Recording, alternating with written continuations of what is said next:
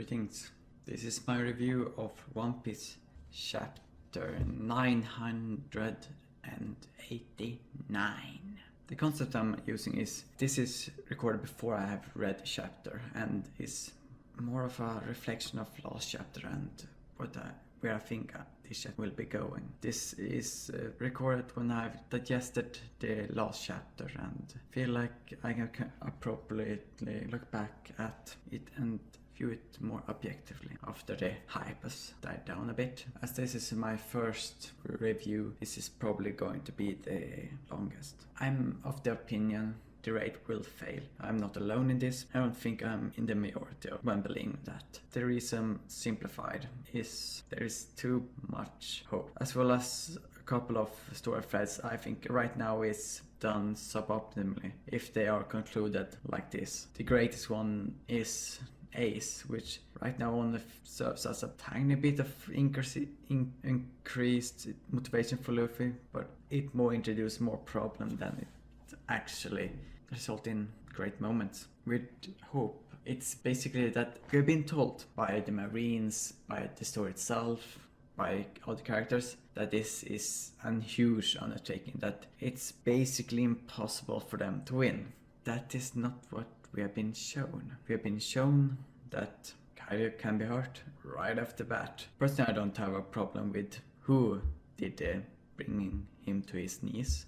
Still, it does show that he can be hurt, and we discovered still there, and with Zoro and Emma, that particular weakness can be replicated, even if Luffy wouldn't be enough. Then there is Big Mom. We already seen her being in a weakened state in the previous arc, as well as at every moment she's on.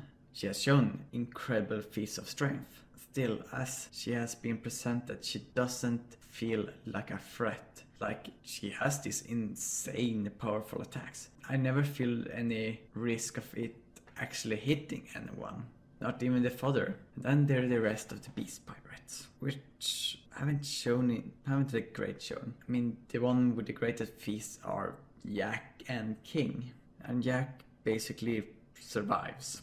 That's basically what he does. He's done it against some incredible opponents, and he's been able to fight for a very long time. That's just surviving. He hasn't won a single fight he has been in. Then there is King. He's just shown an incredible feat of throwing the Big Mom Pirates off the waterfall, which has been replicated, but still it's quite a feat. Then there is that whole thing with Shinobu, which made it seem like he didn't really do much damage when it threw her into the wall, which is a bit disappointing. And there is King versus Sanji, which fits in a theme. They both prefer black, they both have fire, and he has a sword, but Queen has swords. We saw them in Udon, so he doesn't necessarily have to be a swordsman. Personally, I don't see how it would use a sword with his son Delfruit. But this is One Piece. If Oda can convince me that Zoro is a badass, with a sword in his mouth, he can pull off anything. Still, how Sanji versus King, that brief skirmish were in the last chapter, how it was portrayed, I feel like, considering who it is, and that we didn't see the impact, and directly went to a quite humorous bit about Big Mom, that he would either have avoided it, which I would prefer, or it didn't really do any damage, which would be quite a bit of a negative against King and his overall abilities. Then all the rest, there might be a discrepancy between who they fought. I mean, Sunny vs. Page 1 was with him having the raids on from the very beginning. We might have a greater understanding about them if we would have seen Ace Sunny versus Page 1 at the beginning, and to speed things along, then he would have gone on into the raid suit. But we didn't, so there might be that he's more powerful than we realize, considering we only see him go up against Sanji's upgraded state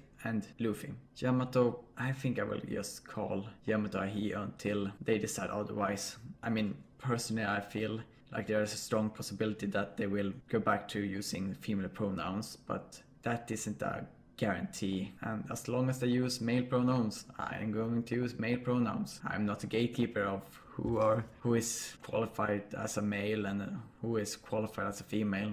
So that's that. What will happen this chapter? We will see the aftermath of King Daibang Sanji, and I feel like it will have done very little. Maybe more about Momonosuke, but as people trying to kill him, and maybe we see more of Big Mom, and maybe we see the Sulong form of the cat and the dog. And I would be greatly disappointed if we didn't see the transformed state of Beppo. Just gonna say it, I don't think we'll see it this chapter, but I would be very disappointed if we didn't see it at all. So this is Past Shade Seed, signing out. Present, Scorched Jade Seed here, and past me was a bit rambling. Apologize for that. In the future those segments should be shorter. So chapter 989 with the appropriate title. Somehow I don't feel like we're losing, and they are not. They are holding their own at least, if not winning on all sides.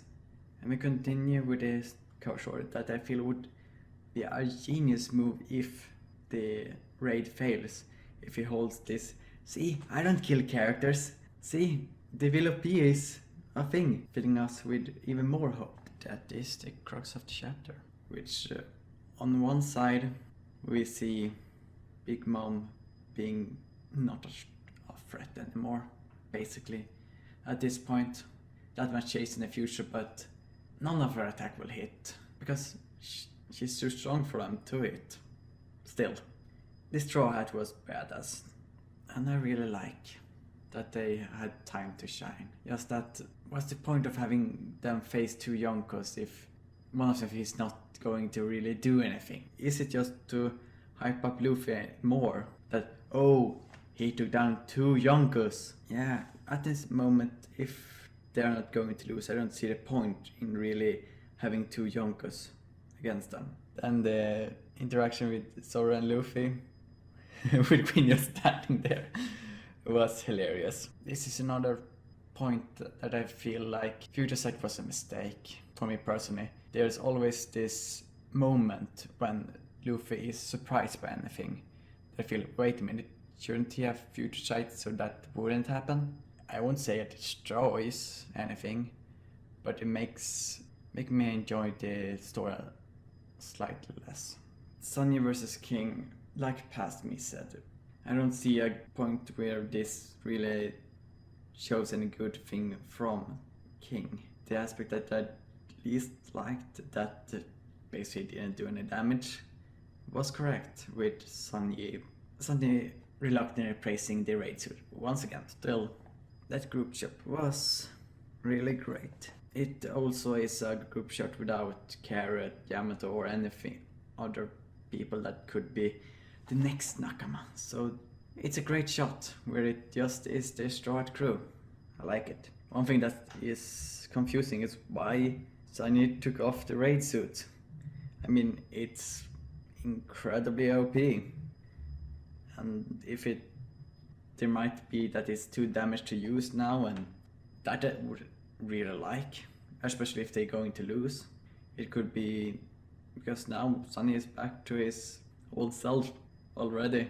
If they're going to lose, or even if they are not going to lose, there will not be as smooth sailing as there is now for the entire day of the rest of the arc. So I predict maybe 1 to 5 chapters more of this optimistic before things turn bad, and probably quite horrible even if they're going to win. Now I know probably nobody is going to see this, and even less will comment, but if you have any idea of any more witty headlines to use next time that is completely irrelevant from the chapter and is never going to be something, then comment down below.